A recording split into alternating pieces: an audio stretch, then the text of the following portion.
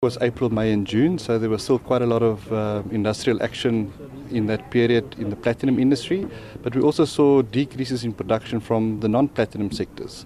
Gold and some of the other mining sectors recorded contractions. Some of that was due to plant maintenance, scheduled maintenance to the different shafts, and therefore they recorded a lower growth than what they did in the first quarter. Well, Tabi Lioka, economist at Renaissance Capital, joins us now. Tabi, good afternoon. Thanks for coming. Good afternoon, Devin.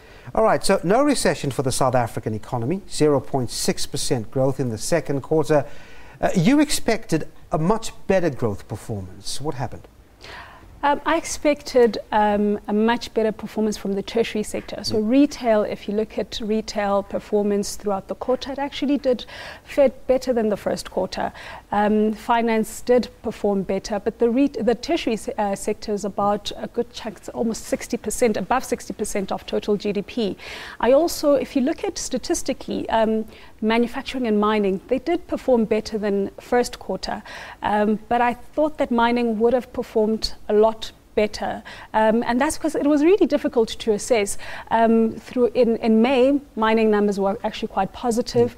It was an indication that there were still inventories, so mining companies had anticipated the strike longer than, or at least they'd anticipated a prolonged strike. But 5-month strike will obviously have an impact on the economy. Right. Let's take a look at those contributions made by different sectors to the GDP in the second quarter. Now, we've said both mining and manufacturing. If you look at it, both negative contributions over there. We can understand the mining because it was a strike-hit sector. The manufacturing, 0.3%. I mean, again, it's telling us that there's weak demand, and it's showing us what's happening with the consumers at the moment. They're just not prepared to give in the strong demand.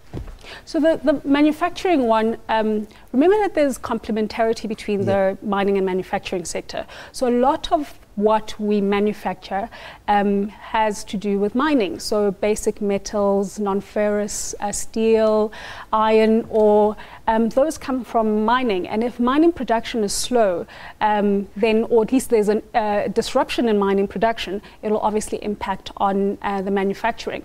It'll also impact on downstream industries as well, many of which are the manufacturing sector. And just the manufacturing sector is a quite chunky, with 15% of GDP. I'm more worried about the performance in the third quarter, and that's because we had the NUMSA strike, which impacted on a lot of the small manufacturing industries, especially in the steel and engineering sectors. And then in the fourth quarter, I expect a resurgence. Interesting you should mention that, because manufacturing, I mean, traditionally labor absorbing, it's meant to create the jobs. So that number doesn't bode well for jobs, does it? No, I mean, if you also remember the second quarter unemployment numbers, manufacturing actually shared one of the highest of all the sectors. And with mining also, a few mining companies did mention job losses, especially after the above inflation wage increases. So we're likely to see job losses in the mining sector as well. Two sectors, 20% of GDP, and also they rely heavily on global demand, especially demand from Europe, which is also struggling to recover. We saw a lot of countries like France contracting in the second quarter. So it will be another tough period for the manufacturing sector. But just, as a whole, looking at our GDP and looking at where we'll finally start seeing a turnaround, we really need to have government, labour and business sit down and communicate and draw a plan for way forward, because we can't afford to have labour disruptions and strikes halting growth in the way that we've seen in the first and second quarter. I want to talk about looking forward in a moment. Let's talk about another very interesting contribution, and again, these are contributions to GDP. The agricultural sector. Can we that provide a answer to the job situation? It's had a startling performance this time around, good performance in terms of contribution. What's your take on that sector? The agricultural sector. I think it's up 5%, if I'm not mistaken. It is. It did it was better, but the sector, if you look at long-term growth, it has been declining in a similar trend as manufacturing. The sector needs investment. The sector also needs, so we need to look at how to turn around the agricultural sector, and we haven't really done so in a while.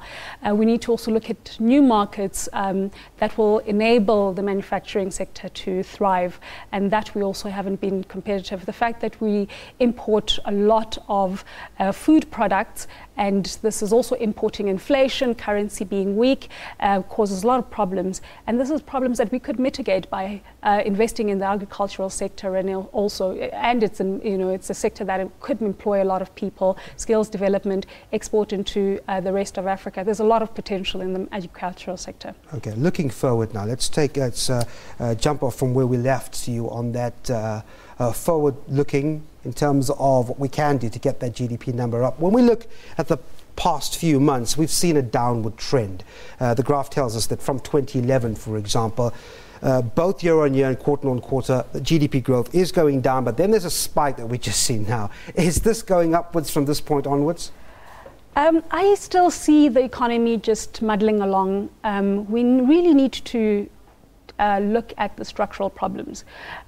Without sorting out, the education, unemployment, skills, we won't see a turnaround. If you look at any economy, growth paths, we need to invest in R&D in order for us to have sustained growth. We haven't really recovered since the financial crisis. And without strong growth from Europe, we need to take charge of our growth path. And if you look at South Africa compared to the rest of Africa, we are struggling. And we need to look internally and see how best to revive this economy.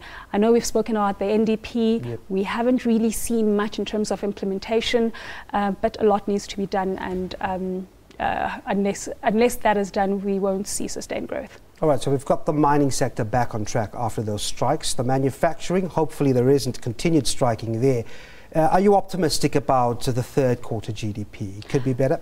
It will be better, but as I said, the manufacturing sector could be affected by the NUMSA strike that we had, which started in July, and that could slow down performance there. But there is evidence that the mining sector has been ramping up.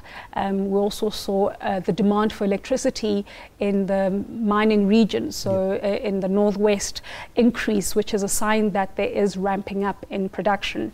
And we're likely to see a better fourth quarter than a third quarter. Tabi Leoka from Renaissance Capital, thanks indeed for your time. It's a pleasure. We'll take a look at more business news after the break. Do stay with us.